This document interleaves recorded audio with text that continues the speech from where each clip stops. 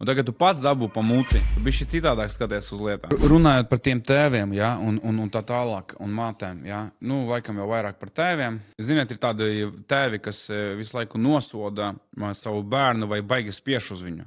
Kā tu minēji, kad viņš zaudēja, un ko tu tāds un tāds un tāds, ja. Manā gadījumā man paveicās, jo mans tēvs jau bija labu laiku paboksējis, ja. Un tagad tu pats dabū pa muti. Tu bišķi citādāk skaties uz lietām. Ja, tāpēc, ka tad, kad tu neesi nekā dabūjis pa muti, protams, ka tu savu dēlu presēsi. Nu, tāpēc, ka tev ir vienkārši nepilnvērtības kompleks iekšā. Varbūt tāpēc, ka tu gribēji būt stiprs, bet tu neesi, jā.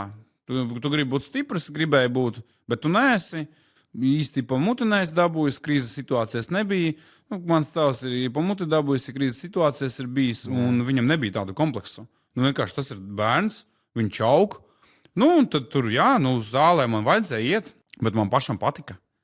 Līdz ar to es neatceros, lai man būtu uzspiests. Man bija uzspiests tikai vienā vecuma posmā, par ko es visiem vecākiem šodien, kā būdams jau treneris, jau godalgotu. Man ir audzēkņi godalgoti gan valsts, gan starptautisko līmeņā, ir pat pasaules līmeņa čaļi trenējās.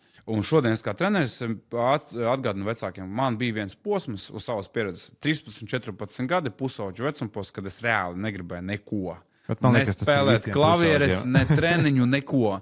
Tas bija vienīgais. Bet tā līdz tam brīdim viss man patika, tāpēc, ka es nejūtu vārēs tādu baigo spiedienu.